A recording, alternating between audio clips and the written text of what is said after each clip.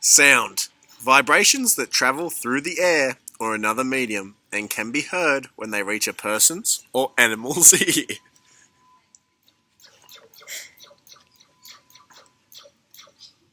What can you hear?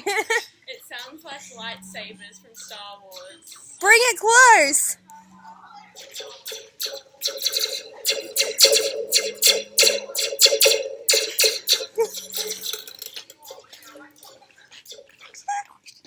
Why is this happening?